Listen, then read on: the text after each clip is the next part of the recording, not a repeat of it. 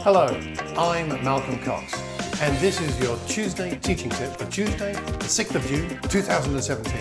And today, we're talking about energy and what happens when we run out of it, or rather, when the energy between us and the people we're speaking to seems to have disappeared. Have you ever been there?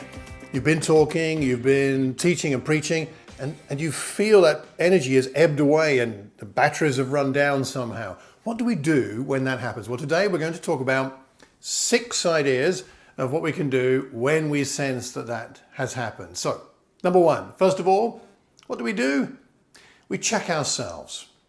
We've always got to start with ourselves when we're thinking about preaching and teaching and our effectiveness. And the first thing we must do when we sense that energy has gone is, how are we doing? How is our energy? We're not talking here necessarily about volume, about the speed with which we speak, about ranting and raving or big eyes and a big mouth. And energy is not necessarily defined by those things, though volume has its place. But it's more about the conviction with which we are speaking. Sometimes the energy is not there because we've lost connection between our own heart and what we're speaking about. So the first thing is to check yourself. How is your own conviction level? How is your own energy? Have you got distracted perhaps? You've seen the person on the 3rd row falling asleep and you're thinking about that rather than about what you are speaking about and your conviction. So number 1, check yourself. Number 2 is the visual side of things. In other words, the eyeballing, the connecting personally with people. Are you looking at people, or are you looking at the ceiling, the back door, or the clock and the watch to see how much time you have left? Are you distracted by those things, or are you looking at people?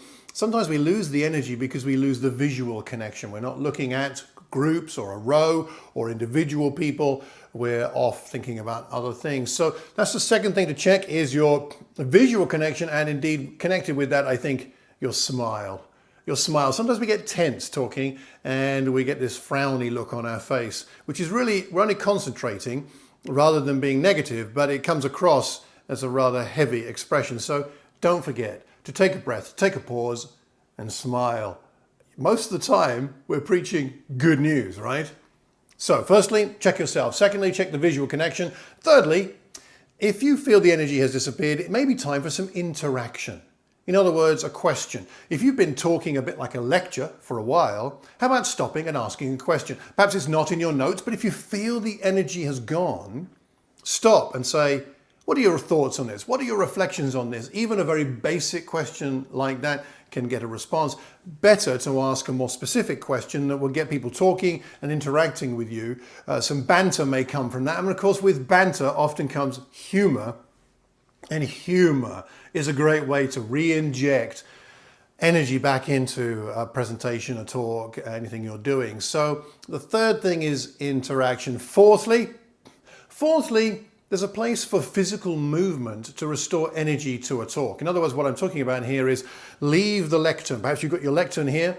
Leave it. Move to the right. Move to the left. Engage with the right-hand side of the auditorium as you move over there. Engage with the left-hand side. Perhaps come in front of the lectern and engage with the further reaches of your group if they're far at the back of the room. You could walk up the aisle, although that's got to be carefully considered, because as you walk up the aisle, you may lose the people now behind you. But nonetheless, movement one side to another, away from a lectern, whatever you have, can be very helpful to restore the energy.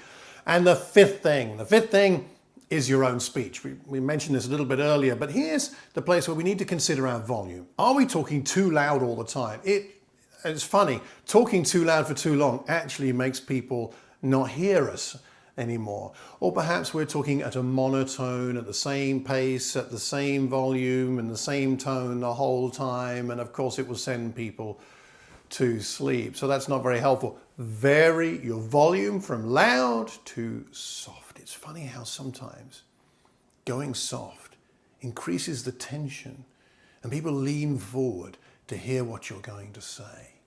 So quieter, louder, and also using pauses. It's amazing how a pause can make people sit up and listen to what you're about to say next and restore the energy. So volume, the physical, speech, checking yourself, the visual connection, interaction, and finally, point number 6 could be, it's simply you've lost the energy because it's time to move on.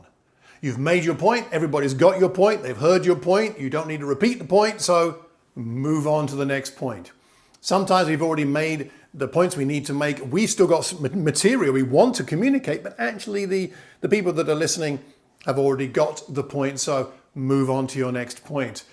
Sometimes we get too in love with our own ideas and we have put a lot of time into preparation. We want to deliver everything, but it may not all be necessary. So just end your point and move on to the next one. So 6 quick points as to how to restore energy when we're speaking. Number 1 is check yourself and your own energy levels and your conviction. And number 2, the visual connection of looking at people and smiling. Thirdly, interaction. Ask a question, get some banter going. Fourthly, the physical, moving from side to one side or perhaps in front of the podium. Fifthly, the varying the volume or the pace at which you are speaking. And sixthly, finally, moving on. Just move on to your next point. What do you think about these ideas? What do you think helps restore energy when it's been lost in a presentation, in a talk, in speaking and preaching and teaching and in leading a discussion? What have you found that helps? I'm sure I've not covered everything here, so please comment wherever you hear or see this recording. You can leave a comment underneath. Some words from you would be very helpful for me, but also for all the other people that watch and listen to these. Leave a comment, leave an idea, or if you've got a question about what we're talking about, then leave that and I'll see if I can answer it for you. I'm very grateful for all of you that do communicate with me. Let's do this. If you haven't subscribed already, please do, because the more people who subscribe and rate and like these presentations, the more that it gets picked up by the media outlets, and then we can spread the word and more people can benefit from these. So please do that if you possibly can. Thank you so much. I hope this has been helpful, and until the next time, have a terrific Tuesday and a wonderful week. God bless.